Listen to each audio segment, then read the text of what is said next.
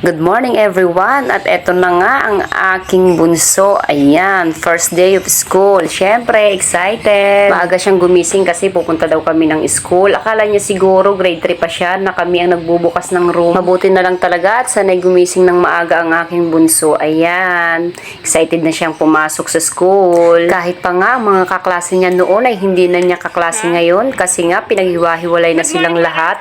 Hindi katulad noon na isang buhatan lamang.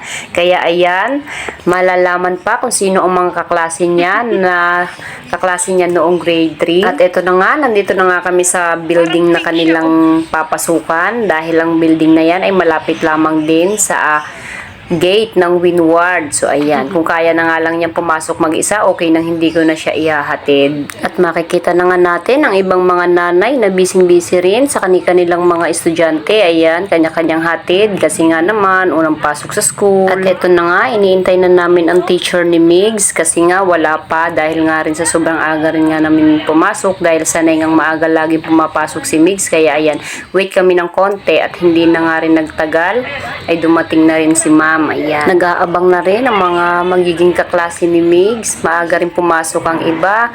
Eto na nga, andito na kami sa loob ng room. Syempre, ang bata, excited. Sino kaya at saan kaya siya ang uupo? Ang isip niya, sino kaya makakatabi ko? At ayan, marami pang ang papasok kasi nga naman maaga pa. At ayan na nga mga kumare, fast forward na tayo. Uwian na. Ayan ang mga mami. Susundo naman ang kanilang mga anak. At syempre, eto na ang aking bunso. Abangan naman. Talaga namang gustong-gusto nang lumabas. At ayan na nga ang aking beshi.